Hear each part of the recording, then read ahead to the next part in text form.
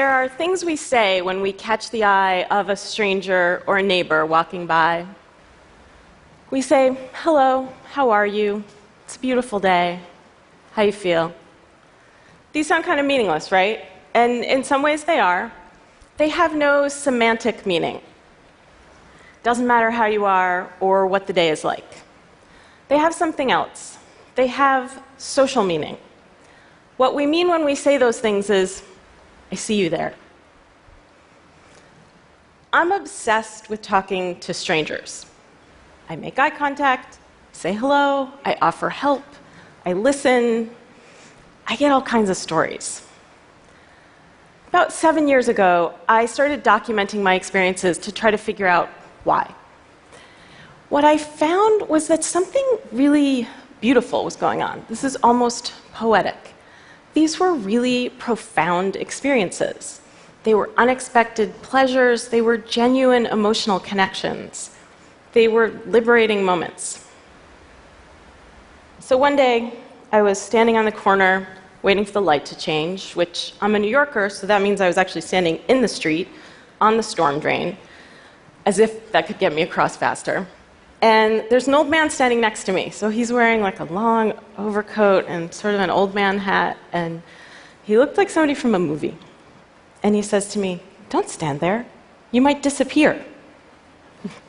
So this is absurd, right? But I did what he said. I stepped back onto the sidewalk, and he smiled and he said, "Good. You never know. I might have turned around and zoop, you're gone." This was weird. And also really wonderful. He was so warm, and he was so happy that he'd saved me. We had this little bond. For a minute, I felt like my existence as a person had been noticed, and I was worth saving. The really sad thing is, in many parts of the world, we're raised to believe that strangers are dangerous by default, that we can't trust them, that they might hurt us. But most strangers aren't dangerous. We're uneasy around them because we have no context. We don't know what their intentions are.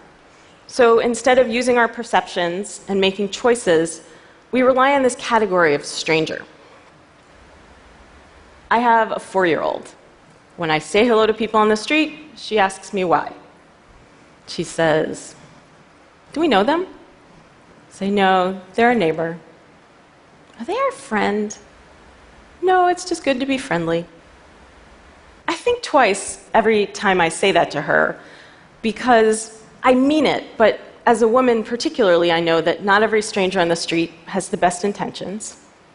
It is good to be friendly, and it's good to learn when not to be. But none of that means we have to be afraid. There are 2 huge benefits to using our senses instead of our fears. The first one is that it liberates us. When you think about it, using perception instead of categories is much easier said than done.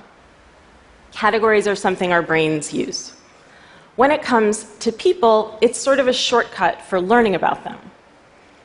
We see male, female, young, old, black, brown, white, stranger, friend, and we use the information in that box. It's quick, it's easy, and it's a road to bias. And it means we're not thinking about people as individuals. I know an American researcher who travels frequently in Central Asia and Africa alone. She's entering into towns and cities as a complete stranger. She has no bonds, no connections, she's a foreigner. Her survival strategy is this: get one stranger to see you as a real individual person. If you can do that, it'll help other people see you that way too. The second benefit of using our senses has to do with intimacy. I know it sounds a little counterintuitive, intimacy and strangers, but these quick interactions can lead to a feeling that sociologists call fleeting intimacy. So it's a brief experience that has emotional resonance and meaning. It's the good feeling I got from being saved from the death trap of the storm drain by the old man. Or how I feel like part of a community when I talk to somebody on my train on the way to work. Sometimes it goes farther. Researchers have found that people often feel more comfortable being honest and open about their inner selves with strangers than they do with their friends and their families. That they often feel more understood by strangers. This gets reported in the media with great lament. Strangers communicate better than spouses. It's a good headline, right?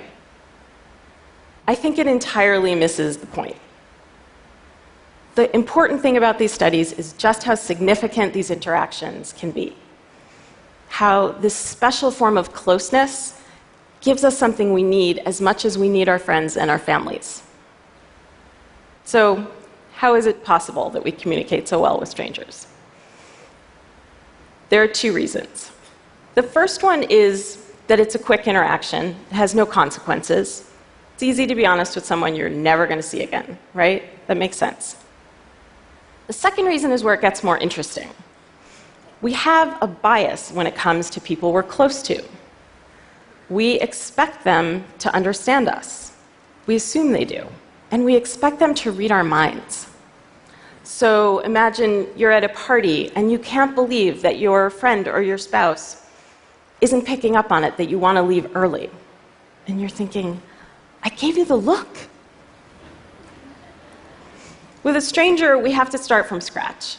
We tell the whole story. We explain who the people are, how we feel about them. We spell out all the inside jokes. And guess what? Sometimes they do understand us a little better. Okay, so now that we know that talking to strangers matters, how does it work? There are unwritten rules we tend to follow. The rules are very different depending on what country you're in, what culture you're in.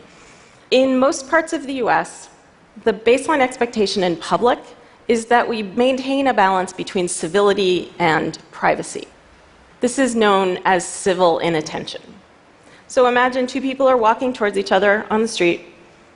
They'll glance at each other from a distance. That's the civility, the acknowledgement. And then as they get closer, they'll look away to give each other some space. In other cultures, people go to extraordinary lengths not to interact at all. People from Denmark tell me that many Danes are so averse to talking to strangers that they would rather miss their stop on the bus than say excuse me to someone that they need to get around. So instead, there's this elaborate sort of shuffling of bags and using your body to say that you need to get past instead of using two words. In Egypt, I'm told that it's rude to ignore a stranger and that there's a remarkable culture of hospitality. Strangers might ask each other for a sip of water, or if you ask someone for directions, they're very likely to invite you home for coffee. We see these unwritten rules most clearly when they're broken, or when you're in a new place and you're trying to figure out what the right thing to do is. Sometimes breaking the rules a little bit is where the action is. In case it's not clear, I really want you to do this, okay? So here's how it's going to go. Find somebody who's making eye contact. That's a good signal. The first thing is a simple smile. If you're passing somebody on the street or in the hallway here, smile. See what happens. Another is triangulation. There's you, there's a stranger, there's some third thing that you both might see and comment on, like a piece of public art, or somebody preaching in the street, or somebody wearing funny clothes. Give it a try. Make a comment about that third thing and see if it starts a conversation. Another is what I call noticing. This is usually giving a compliment. I'm a big fan of noticing people's shoes. I'm actually not wearing fabulous shoes right now, but shoes are fabulous in general. And they're pretty neutral as far as giving compliments go. People always want to tell you things about their awesome shoes. You may have already experienced the dogs and babies principle. So it can be awkward to talk to someone on the street. You don't know how they're going to respond. But you can always talk to their dog or their baby. The dog or the baby is a social conduit to the person, and you can tell by how they respond whether they're open to talking more. The last one I want to challenge you to is disclosure.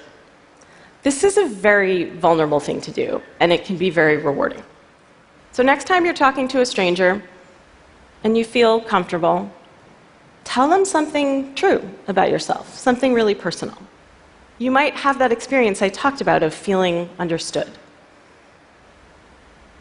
Sometimes in conversation, it comes up, people ask me, what does your dad do? Or where does he live?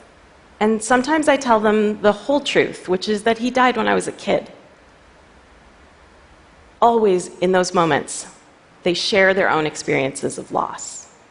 We tend to meet disclosure with disclosure, even with strangers. So here it is. When you talk to strangers, you're making beautiful interruptions into the expected narrative of your daily life and theirs. You're making unexpected connections. If you don't talk to strangers, you're missing out on all of that. We spend a lot of time teaching our children about strangers. What would happen if we spent more time teaching ourselves? We could reject all the ideas that make us so suspicious of each other. We could make a space for change. Thank you.